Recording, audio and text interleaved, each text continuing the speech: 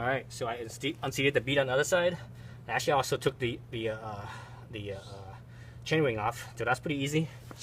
Usually when you know, this street bikes have what we call a cush drive, so they have these little rubber cushion things. So this is so that, you know, when you're off the power, there's gonna be a little bit of slack, and when you're on the power again, it also does this certain torque that yanks on this. So the rubber cush, basically, it absorbs that impact, basically, so that way it doesn't stress your drive. So to take that off, you know, it basically pulls right off. So basically, you know, I'm only having two here just to show you guys. Basically, it just sits in there like that, like so, and all you have to do is just pull it right out. If it's been in there for a while, it might be kind of sticky, but just pull it out. Take off your cush dampeners here. All right, so now I could basically take off the wheel, or the tire, excuse me. So let's look at that. Get a little closer here. So here I'm gonna be using some Motion Pro. Some Motion Pro. So what this does is that it hooks. This here hooks onto the lip of the rim. That way, when you have your tire iron, your tire lever, you know, you hook the tire, and it doesn't mar up the lip of your rim. So mine's all broken because I used this on scooter wheels, and scooter wheels, the diameter is very small. So this thing here, it has a curve here. It also fits a certain diameter, and these things are actually originally meant for dirt bikes. So dirt bikes have a very large diameter wheel, you know, 21 inch or 18 inch or 19 inch, right? So, and this is a 17 inch, so it fits pretty close enough. But you know, here I'm using it on 10 inch scooter wheels, so because the diameter is different, it doesn't quite, you know, for example, let's look at this diameter here. You put it there, it doesn't quite made up. So when you do this side and you do the other side, it puts a lot of stress on this, so it cracked. So which is fine, it still works. So let's take this off. Take off the wheel. All right, so the side's all squished. The side's all squished because when I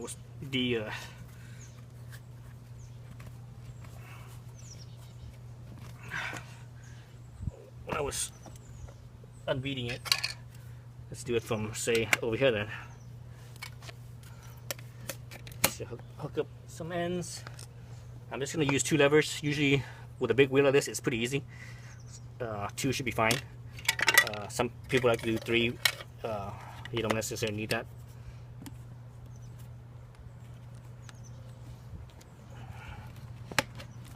Hook it in there. Basically, like so. And this thing is trash. I think I'm gonna have to throw this one away. And it helps if you push the rest of the tire so that way the bead is in the center channel. You know, wheel always has a center channel. You know, if you look at the wheel here, you know, it's not against where the tire is. The tire is like this. The wheel's not flat like that. The wheel is actually has this shape. So the tire goes on like this. So you have to get it so that the bead sits down further in this valley, basically. When you do that, it gives the rest of the bead more slack, or where you're gonna leverage out more slack. So that way, that's the other thing that you have to remember. You know, besides the soapy water for doing this.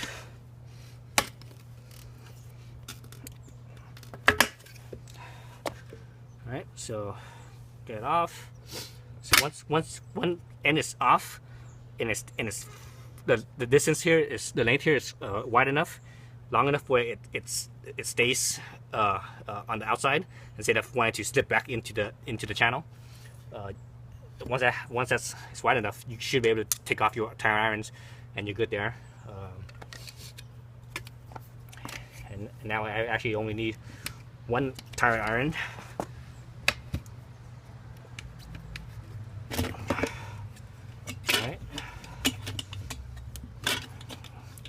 don't quite have enough space to take my piece off yet.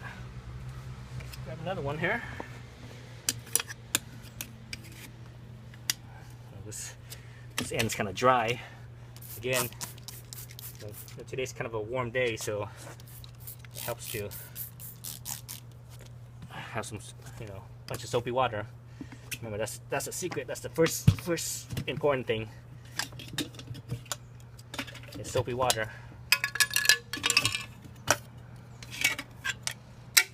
Okay, I think I'm probably pretty far enough that I could probably just pull on the bead, and it will probably come off. So you see how the bead's off here? I'm not even, almost halfway, not quite halfway yet, but I'm probably far enough where I can actually, if you could pull on the bead, it comes right off. So I'm just stabilize this thing. See, there it goes. The whole thing just popped right off. See that? So now basically you do the same thing with the bead, the other bead. So again, you gotta hook the lip. And with the higher lever, you have to come in from here and hook that other bead and do the same thing like you did before. So yeah, so that's pretty easy, right? Unseating the bead, then unhooking the bead. Yeah, so I'm not gonna.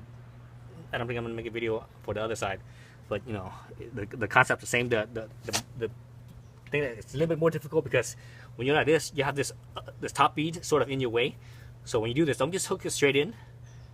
It's best to kind of go at an angle and try to find the spot that gives you more slack, basically.